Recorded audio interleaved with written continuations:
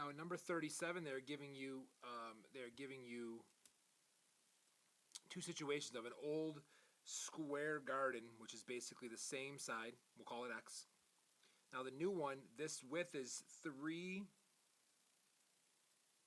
It's decreased by 3 meters, so I say X minus 3, and then the length is doubled, so I say 2X. Well, to find area, I do length times width, so I'm doing 2X times X minus 3.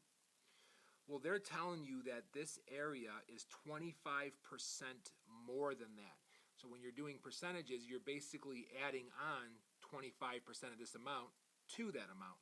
So the area is x squared plus 0.25 x squared. You're doing 25% of this amount and you're adding it on to the original amount. Because these are like terms, I could say that the area of this new garden is 1.25 x squared. So the area, multiplying this and this gives you the area. Length times width gives you the area 1.25 x squared. Now all they want you to do is write an equation that can be used to determine this is my equation, this is your answer for this section.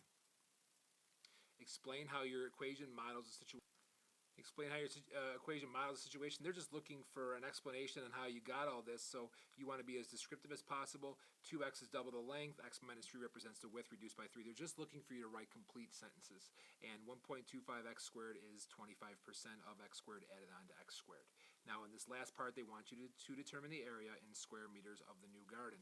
So what I'm going to do is I'm going to take 2x times x minus 3 equals 1.25 x squared. I get 2x squared minus 6x equals 1.25 x squared. I'm going to subtract 1.25 x squared over here to combine like terms. I get 0.75 x squared minus 6x equals 0. When you get down to here, you could absolutely use a quadratic formula if you wanted to. In this case, A would be 0.75, B would be negative 6, and C is going to be 0.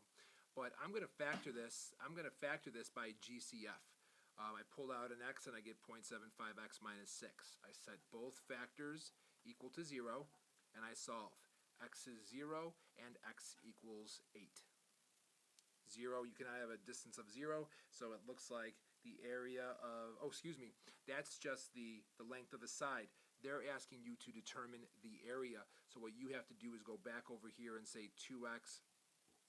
You have to do 2 times 8 minus 3. This is 16 times 5. You should have 80 square meters.